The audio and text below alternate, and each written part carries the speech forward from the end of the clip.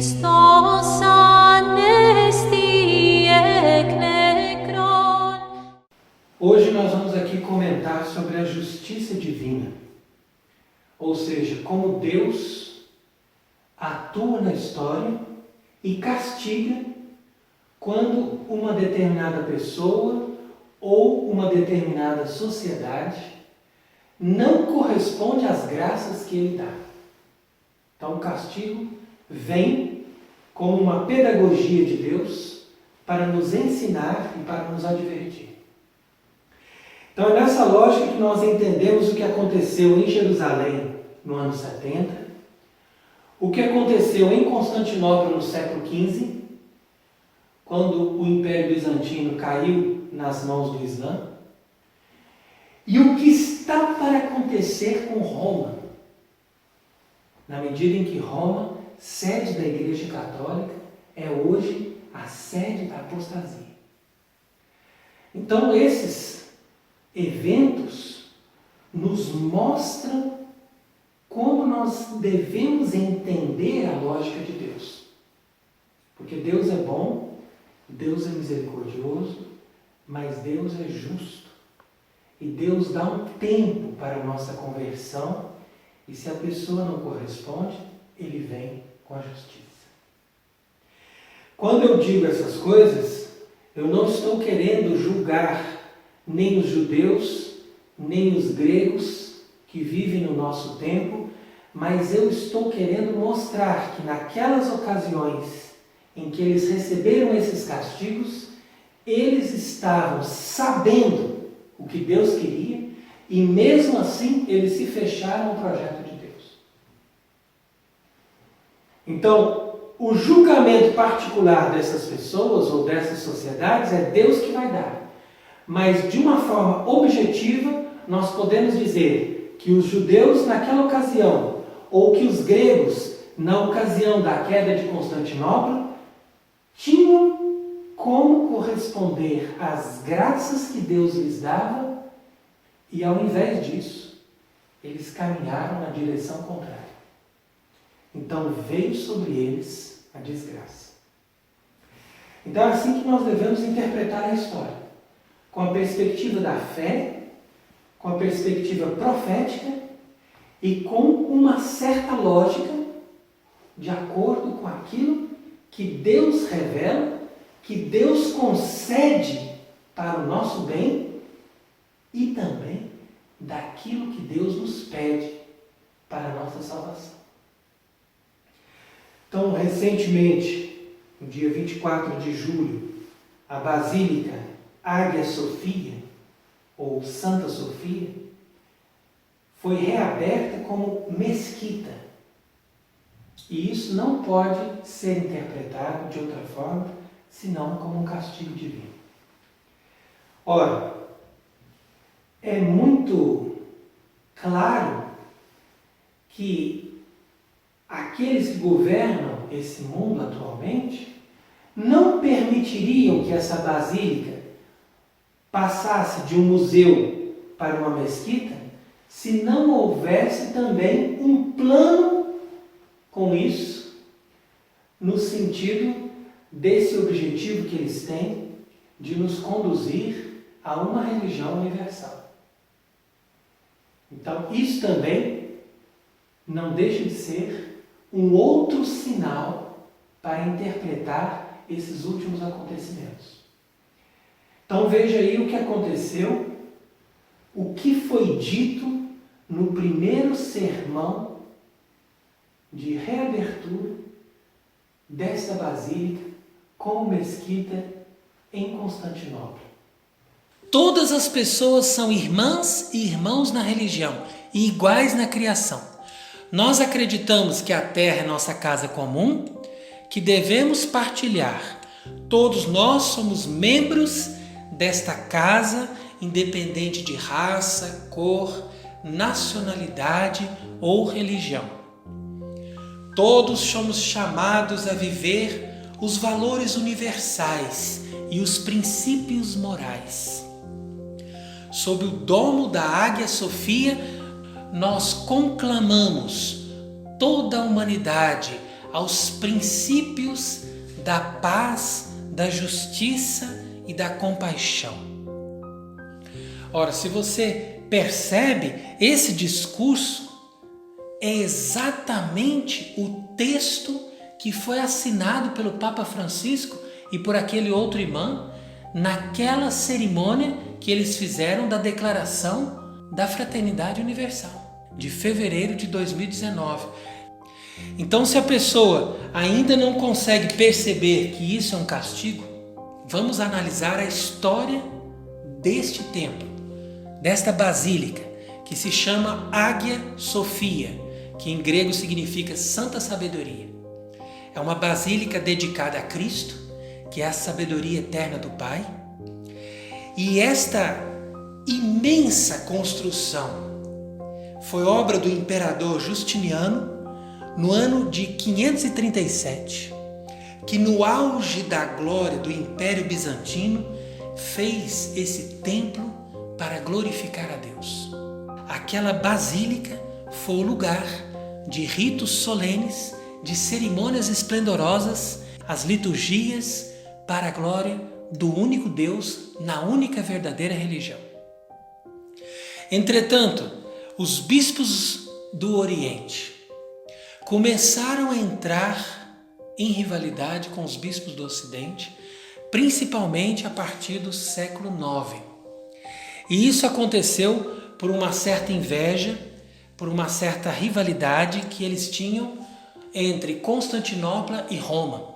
Porque Constantinopla era uma cidade mais poderosa que Roma, mas Roma era a sede do príncipe dos apóstolos, ou seja, do sucessor de Pedro. Então, aquela igreja mais rica e mais poderosa de Constantinopla tinha que dar uma primazia para a igreja de Roma. E isso para eles era difícil. Então eles acabaram a provocar uma certa dissensão com a igreja romana. Então, a partir da dificuldade que eles tinham de se submeter à autoridade do Papa, como aquele que está acima de todos os outros bispos, que é o Supremo Pontífice, ou seja, que é aquele que garante o vínculo de unidade de toda a Igreja Católica, então eles começaram a colocar pretextos teológicos para não se submeter ao Papa. E aí veio a questão do filioque. O que é a questão do filioque? É o fato do Papa ter autorizado incluir no texto do credo, que foi proclamado nos concílios de Nicéia e de Constantinopla, essa palavra latina filioque, que quer dizer e do Filho, ou seja, dizendo que o Espírito Santo procede do Pai, como era o texto original, mas também do Filho. Então essa inclusão do filioque causou uma extrema polêmica e uma crise na unidade da Igreja, que resultou na separação da Igreja do Oriente com a Igreja do Ocidente no ano de 1054. Então essa separação, esse cisma, produziu muitas consequências catastróficas para a cristandade. Nós, depois de um século, tivemos a Quarta Cruzada, que produziu ainda maior abismo entre as duas igrejas, e tudo isso foi produzindo um grande rompimento e uma grande crise na Igreja Católica. Entretanto, o Papa Eugênio IV fez um esforço enorme para reconduzir os gregos à unidade através de um concílio que começou em Ferrara e terminou em Florença no ano de 1439.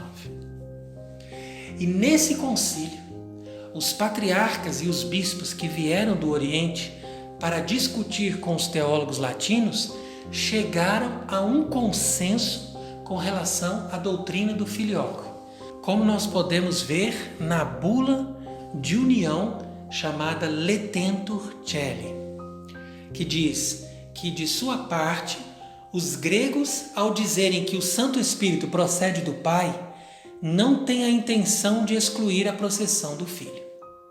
mas eles deixam claro que eles evitarão dizer que o Espírito procede do Pai e do Filho, ou seja, de usar a fórmula filioque, porque em seu pensamento, os latinos, ao formular essa doutrina, parecem exprimir que o Santo Espírito procede de 2 princípios e de 2 inspirações.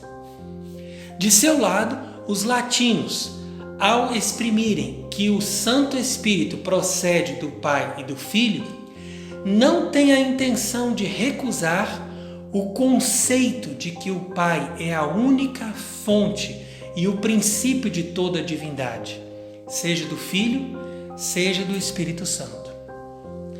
Então você percebe aqui, lendo esta bula, que eles tiveram uma grande tolerância entre si, eles respeitaram os pareceres diversos do ponto de vista teológico, mas que conduzem a uma única verdade, ou seja, de que o Pai é a fonte e princípio de toda a divindade.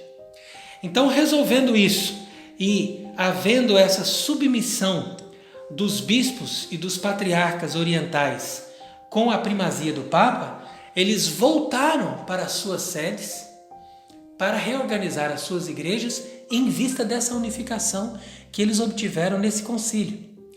E, infelizmente, eles foram muito mal recebidos. Muitos bispos nem sequer puderam ocupar as suas sedes, porque o clero, juntamente com o povo, promoveram revoltas e discórdias a ponto de tornar impossível aquele compromisso que os bispos tinham feito de união com a Igreja de Roma. Então nós não podemos ter dúvida de que todas as catástrofes e toda a ruína que caiu sobre Constantinopla a partir daquela data foi causada por aquele fechamento de coração, por aquela revolta, por aquele ímpeto de divisão que eles tiveram, uma vez que Deus lhes deu a possibilidade de voltar à comunhão com a Igreja Romana, ou seja, com a Igreja Católica, que é a verdadeira Igreja de Cristo. Então você veja que eles perderam uma oportunidade única de resgatarem a plenitude daquela glória, daquela beleza espiritual da Igreja do Oriente, na medida em que os bispos e os patriarcas estavam saindo desse concílio com uma alegria, com um desejo de restaurar esta unidade que eles tinham perdido por pequenas coisas. E infelizmente, esse povo se recusou a receber os seus próprios bispos, se recusou a resgatar a sua própria tradição de dar esse primado para o sucessor de Pedro em Roma, e com isso eles perderam a oportunidade que Deus lhes dava de entrar numa nova plenitude, mas acabaram caindo numa nova treva.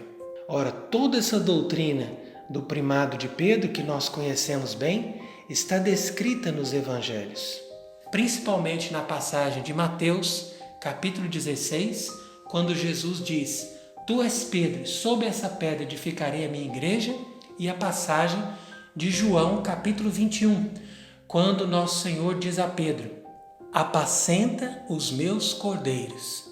Ora, desde o tempo primitivo, os padres da igreja, mesmo do Oriente, entenderam que quando Jesus disse: Apacenta os meus cordeiros, e não somente apacenta as minhas ovelhas, ele quis dizer com isso que Pedro deveria apacentar também os bispos. Então você percebe aqui qual é a doutrina revelada do primado de Pedro e da igreja romana. E isso é muito importante de nós entendermos, porque de fato, na mentalidade dos antigos, todas as vezes que acontecia uma calamidade como essa, uma grande epidemia, um grande flagelo, uma guerra, algo que motivava a contrição e as lágrimas, então eles percebiam que a mão de Deus estava pesando sobre eles como uma forma de castigá-los devido aos seus próprios pecados, à sua cegueira e ao fechamento dos seus corações. Então você veja a relação disso com aquilo que aconteceu também com o povo de Israel. porque no ano 70 eles foram invadidos pelos romanos e o templo foi totalmente destruído e a cidade de Jerusalém foi completamente arrasada. Então eles perceberam com isso que o castigo de Deus caiu sobre eles porque eles não aceitaram o Messias, o Salvador que Deus tinha enviado. Então Deus deu 40 anos para que eles pudessem pensar, se converter e aceitar Jesus Cristo. Depois disso, ele enviou a calamidade. E nesse contexto, o templo, que era o sinal da presença de Deus no meio daquele povo, foi destruído e nunca mais se levantou novamente. Então, dessa forma, nós podemos notar que o templo de Jerusalém era um sinal da plena comunhão que esse povo tinha com Deus. Então ele foi destruído porque eles caíram na idolatria, eles se recusaram a aceitar o verdadeiro Messias e por isso eles se tornaram objeto de ira e de opróbrio. Então o fundamento de tudo aquilo que nós estamos dizendo se encontra no primeiro livro dos Reis, capítulo 9. Se vos desviardes de mim, vós e vossos filhos, e não observardes os preceitos e as ordens que vos prescrevi, e se prestardes culto a deuses estranhos, prostrando-vos diante deles, eu exterminarei Israel da terra que lhe dei. Lançarei de minha presença o templo que consagrei ao meu nome. E Israel será objeto de sarcasmo e zombaria para todos os povos. Embora hoje seja tão grande esse templo, todo aquele que passar diante dele ficará pasmado e dirá: por que tratou o Senhor assim esta terra e este templo? E lhe dirão: porque abandonaram o Senhor seu Deus, que tirou os seus pais do Egito e seguiram a outros deuses, prostrando-se diante deles e adorando-os. Por isso o Senhor mandou sobre eles todos esses males. Então essa passagem ela é fundamental. É através dessa passagem bíblica que nós encontramos a compreensão de todos esses eventos históricos. Isso aqui não é uma brincadeira, isso aqui não é uma coisa do passado que a gente tem que esquecer e deixar de refletir. Ao contrário, nós estamos unindo a palavra de Deus com os fatos históricos, pois exatamente isso que nós lemos aconteceu com Jerusalém. Então, a respeito deste evento dramático, nós podemos fazer aqui algumas citações de Dom Guéranger no seu livro Ano Litúrgico. Então, ele diz primeiramente que para cada cristão e para a igreja inteira, a garantia do edifício se repousa na firmeza da fé, que é o fundamento. Ou seja, sem a fé, tudo vai ser destruído. A destruição do templo e da cidade de Jerusalém foi o fim abertamente declarado do mosaísmo e de seu culto. Então isso que muitos não querem entender até hoje.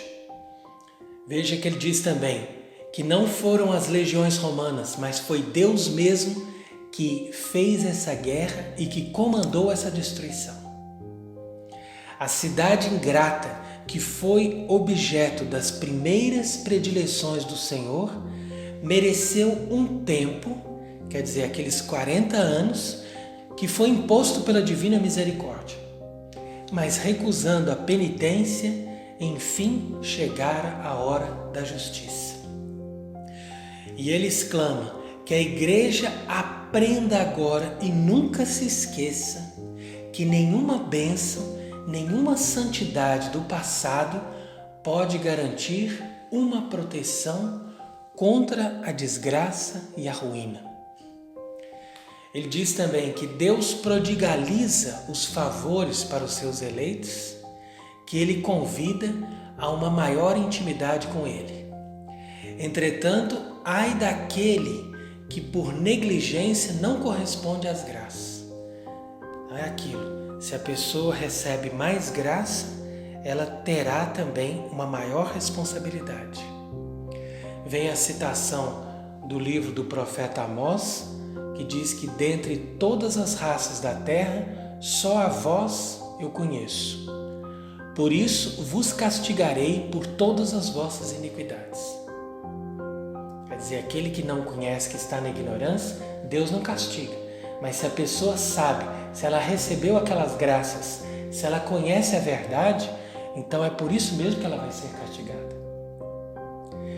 Diz também que nem se a Arca da Aliança estivesse presente naquela hora, poderia salvar aqueles descendentes indignos dos patriarcas que quebraram a aliança que Deus tinha concluído com a casa de Jacó. Que possamos aproveitar dessas lições do passado, porque a ruína dos judeus é o anúncio e a imagem do grande castigo que virá sobre o mundo, quando todos rejeitarão a verdadeira igreja, que então sofrerá todas as provas dos finais dos tempos. Então veja aqui essas citações de Dom Guéranger que correspondem e dão autoridade àquilo que nós estamos dizendo a respeito desse comentário sobre a ruína de Constantinopla e a próxima ruína da cidade de Roma. Então, nessa perspectiva é que nós devemos entender também o que está para acontecer com Roma. Então vamos agora perceber a perspectiva histórica que nós estamos vivendo hoje em relação a Roma, para que nós possamos também fazer essa relação com esta palavra que já teve o seu efeito para Jerusalém e para Constantinopla.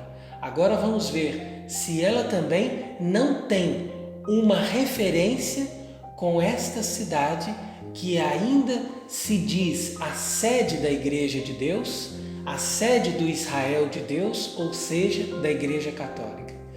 E uma vez que nós concluímos que essa cidade hoje está cometendo a mesma atitude de Jerusalém no passado ou de Constantinopla 1500 anos depois, e agora nos nossos tempos nós estamos vendo esse acontecimento se reproduzir no Ocidente.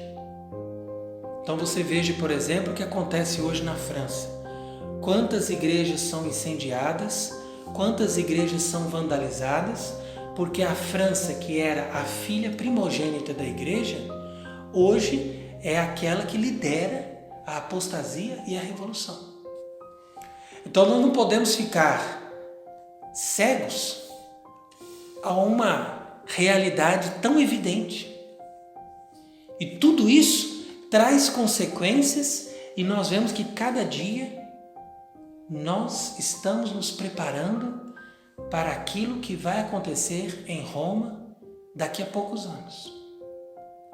Porque de fato, Roma, ou seja, a estrutura da hierarquia da Igreja Católica, fez uma opção por abandonar a própria Igreja Católica.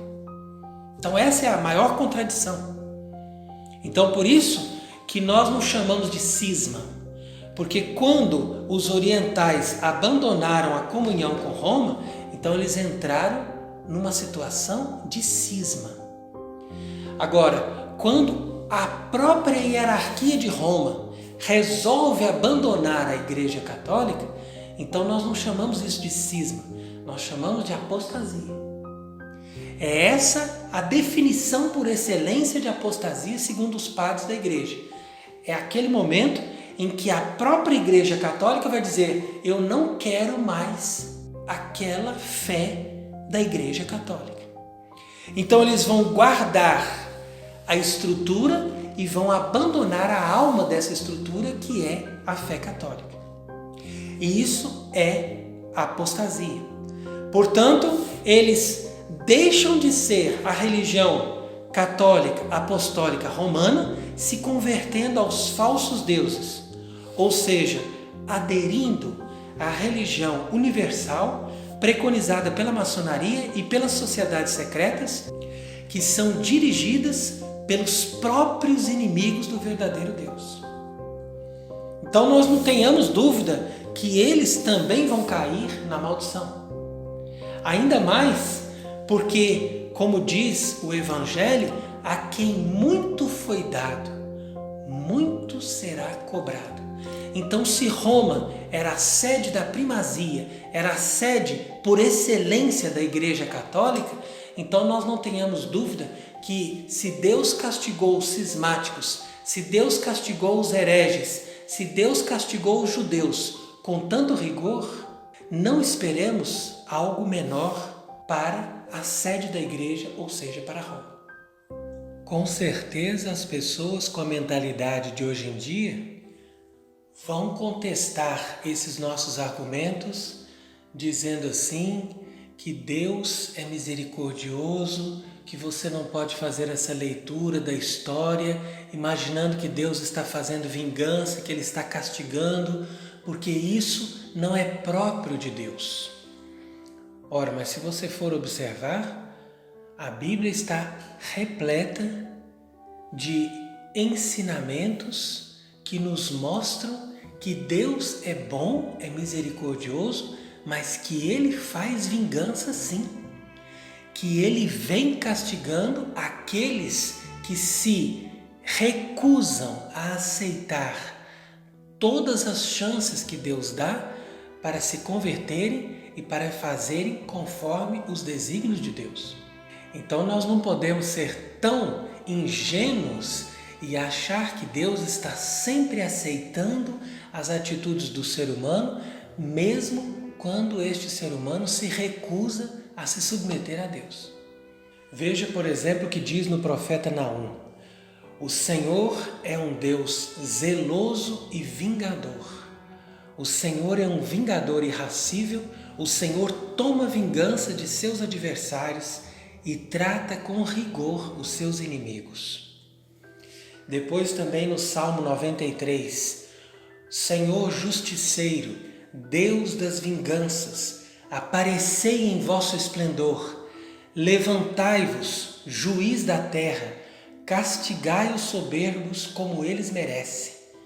Até quando, Senhor, triunfarão os ímpios? Veja a beleza desta oração do Salmo. E de fato esta reflexão é extremamente importante, porque as pessoas hoje em dia não consideram mais a justiça de Deus. Nós temos que entender que Deus, de fato, Ele nos perdoa sempre, mas nós não podemos abusar da misericórdia de Deus. Por quê? Porque não é Deus que deixa de estar aberto a perdoar, mas somos nós que nos fechamos tanto e nos colocamos numa firmeza tão grande do nosso orgulho que nós perdemos a noção da nossa própria iniquidade. E esse estado é extremamente difícil de ser mudado. Uma pessoa, quando chega nessa situação, ela dificilmente se converte. Então é por isso que nós temos que entender que não se brinca com Deus, porque na medida em que a pessoa abusa da misericórdia, da bondade de Deus, ela perde a sintonia com a grandeza de Deus e com o quanto é ruim o nosso pecado. Então você perceba que mesmo no Novo Testamento, quando Cristo, Filho de Deus, apresenta a face misericordiosa de Deus Pai, Ele não deixa de realçar o aspecto da justiça divina. Você perceba, por exemplo, esta passagem de Lucas capítulo 19, quando Jesus contemplou Jerusalém e chorou sobre ela. E ele dizia: se tu conhecesses, ao menos nesse dia, quem te pode trazer a paz? Mas isso está oculto aos teus olhos. Virão sobre ti dias em que os teus inimigos te cercarão, te sitiarão e te apertarão de todos os lados, e destruirão a ti e a teus filhos que estiverem dentro de ti, e não deixarão em ti pedra sobre pedra, porque não conheceste o tempo em que foste visitado. Então, quando nós lemos essa passagem do Evangelho, nós podemos nos questionar, mas se Jesus está chorando, tendo compaixão de Jerusalém, por que ele não evita esse castigo que iria cair sobre ela? Porque ele profetiza tudo aquilo que ela vai sofrer sem livrá-la desse castigo. Então essa é uma questão muito importante, porque de fato Deus, ele pode tudo, mas ele não pode mudar o coração que fez a opção pelo mal. Aquela liberdade da pessoa que fez a sua opção por ir contra Deus, nem Deus vai mudar.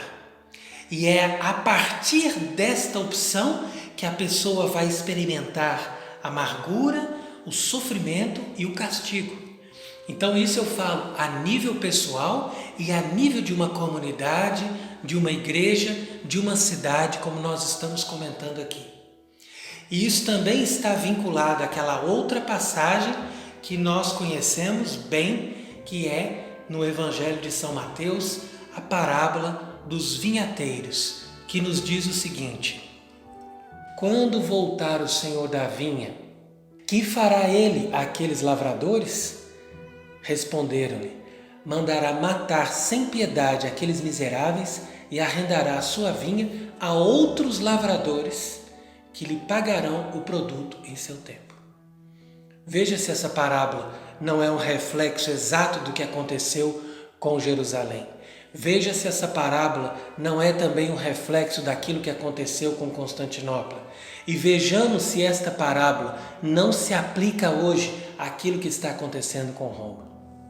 Porque Roma, no tempo dos apóstolos, perseguia os cristãos e fazia sofrer o corpo místico de Cristo, até que Roma se converteu e se tornou uma cidade santa. Então ela deixou de ser chamada de Babilônia e passou a ser chamada de Nova Jerusalém.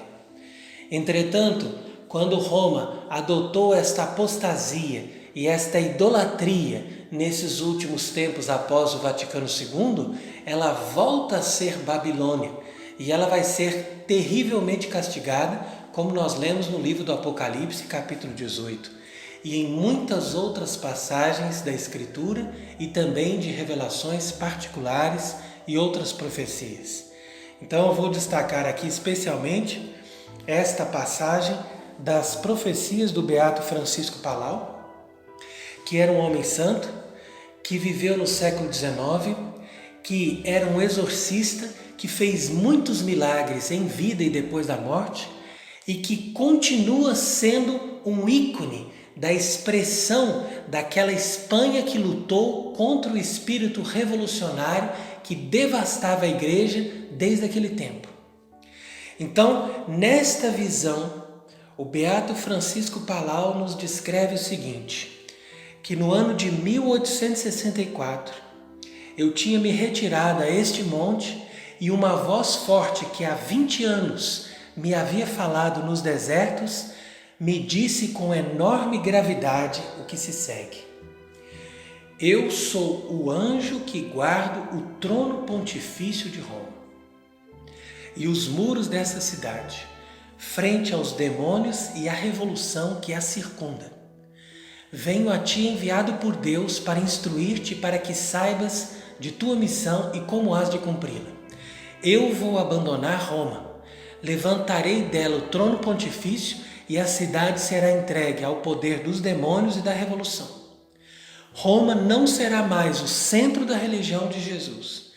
Degolará seus sacerdotes e religiosos e novamente se constituirá inimiga de Cristo e de sua igreja. O trono do sumo pontificado não voltará mais a ela, porque será transladado a outra parte. Roma será severamente castigada e este dia está próximo. dia de pranto e de choro, de sangue e de fogo, e para que vejas quão justas são as vinganças celestes. Vem e sobe em cima deste monte, e dali verás as abominações introduzidas no lugar santo, preditas por Daniel, o profeta. E eu orava com grande insistência pela igreja, e ele me contestou: as súplicas e as orações pela Igreja Santa são acolhidas aos ouvidos de Deus. Porém, não ores por Roma, porque o decreto de Deus é irrevogável. O castigo dos culpados e a paciência dos mártires fará a Igreja Santa recuperar a sua liberdade, suas glórias e o seu esplendor. Então eu narrei aqui agora para você essa passagem dessas profecias do Beato Francisco Palau, que inclusive foram depois transferidas para o geral da ordem em Roma, o padre Pascal de Jesus, que acolheu aquelas profecias, mas não deu valor àquilo que estava sendo escrito ali. Ainda mais porque nós estamos no contexto do século XIX, nós sabemos que ali estava o Papa Pio IX e a Igreja estava na sua perfeita fidelidade. Então não teria sentido nós imaginarmos um castigo para Roma, uma vez que aquela cidade estava em sintonia com a vontade de Deus. Mas, aqui como diz o anjo, a revolução estava circundando o Vaticano. Isso no sentido físico e espiritual, porque naquele momento a revolução civil se implantava sobre a cidade de Roma em vista de fazer a instalação da República e a unificação da Itália. Mas todas aquelas tribulações que viveram os papas do século XIX não tinham comparação com a tribulação que a Igreja estaria vivendo após a consumação do Vaticano II, que é um movimento revolucionário que se instalou dentro da Igreja em virtude da infiltração de membros da maçonaria e do comunismo que se instalaram como membros da hierarquia da Igreja para promover esse concílio revolucionário, que levou a Igreja, por sua vez, à completa apostasia. Então é por isso que diz o anjo ao Beato Francisco Palau: esta cidade será entregue ao poder dos demônios e da revolução. Então quer dizer que nós entramos num tempo de completa treva, completa escuridão. Inclusive depois de ter anunciado tudo isso, o anjo o levou para o topo daquele monte, e lá naquele lugar, como aconteceu com o evangelista São João, no caso do Apocalipse, o Beato Francisco Palau teve a visão de todas as profanações e abominações que foram introduzidas no lugar santo, ou seja, no templo de Deus, que é o Vaticano. E por isso ele começou a rezar com grande insistência pela Igreja.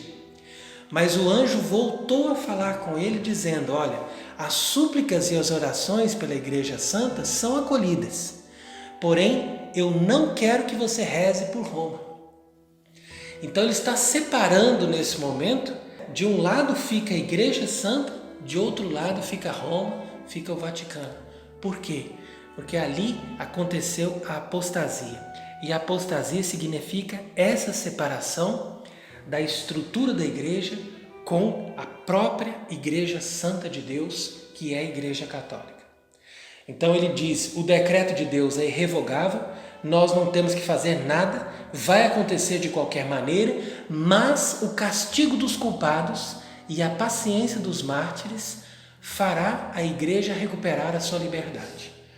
Ou seja, a liberdade de ser ela mesma, de viver na perspectiva da vontade de Deus e ter de novo a sua glória e o seu esplendor como ela teve antes.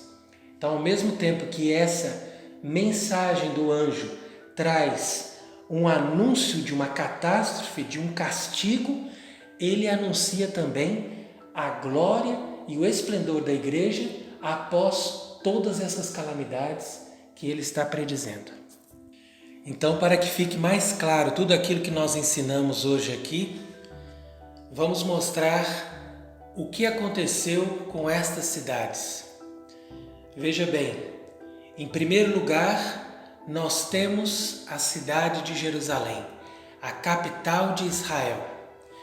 Qual foi o pecado dessa cidade? A idolatria. Eles se entregaram aos ídolos, eles tinham sociedades secretas, cabalísticas, desde aquele tempo, e por isso mesmo eles entraram na completa cegueira, não reconheceram o verdadeiro Messias, por isso esta cidade negou e matou o Filho de Deus. Isso aconteceu no ano 30. Deus deu alguns anos de chance para eles se reconciliarem com Deus. A maioria dessas pessoas se recusa a se converter e, portanto, vem o castigo no ano 70. Jerusalém foi totalmente destruída e o templo foi completamente arruinado. E isso mostra-se até hoje como um sinal desse juízo de Deus. Depois veio Constantinopla, que era o esplendor da cristandade. Qual foi o pecado dessa cidade? Pecado de cisma. Eles insistiram nesta separação com a Igreja de Roma. Deus deu a chance através do Concílio de Florença. Entretanto, os bispos que o assinaram não foram aceitos. Por isso, depois de alguns anos, a cidade foi destruída e o templo, ou seja, Santa Sofia, foi transformado em mesquita. Estava sendo museu desde 1935. Deus disse, não, vai voltar a ser uma mesquita para que se veja claramente o juízo de Deus, o castigo de Deus sobre esta cidade. Entretanto, mais recentemente, nós vemos o que acontece em Roma. Qual foi o pecado de Roma? Apostasia. Adulterou e perseguiu a religião católica romana a partir do Concílio Vaticano II. Qual será o castigo dessa cidade? Não sabemos, ainda não aconteceu, mas não temos dúvida que Deus reserva para Roma um castigo, com certeza não menor do que aquele que se abateu sobre Jerusalém e sobre Constantinopla. Então você veja aqui, são 3 cidades.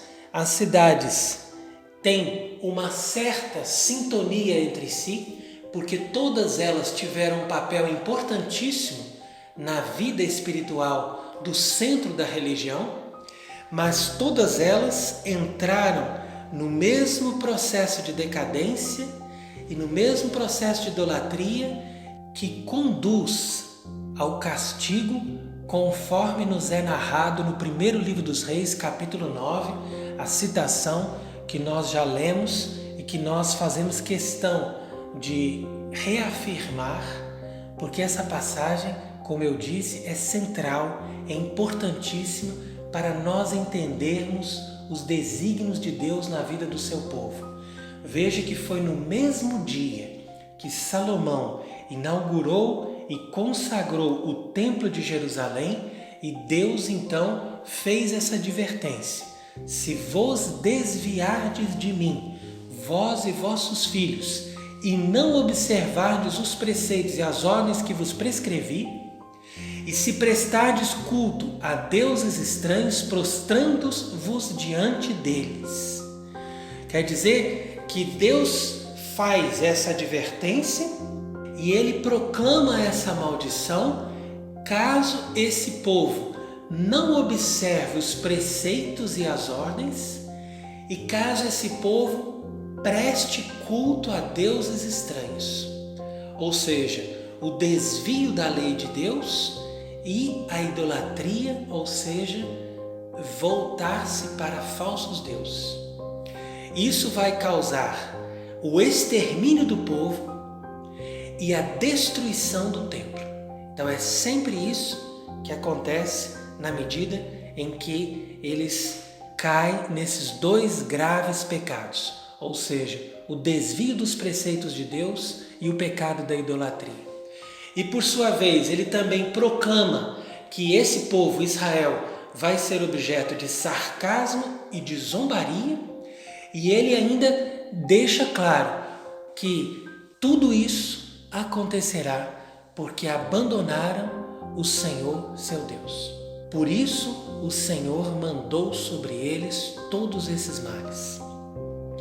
Então nós fazemos essa análise do ponto de vista histórico a respeito destas cidades, estejamos certos de que Deus vai nos socorrer e nos ajudar se nós estamos sendo fiéis a Ele, nos mínimos detalhes da nossa vida. Mas tenhamos também a certeza de que Deus também nos corrige e nos castiga para a nossa própria conversão e purificação. Que o seu nome seja louvado e que nós sejamos fiéis até o fim, para que ao invés de recebermos o justo castigo, recebamos a justa recompensa pelas nossas obras de fidelidade. Assim seja. Amém.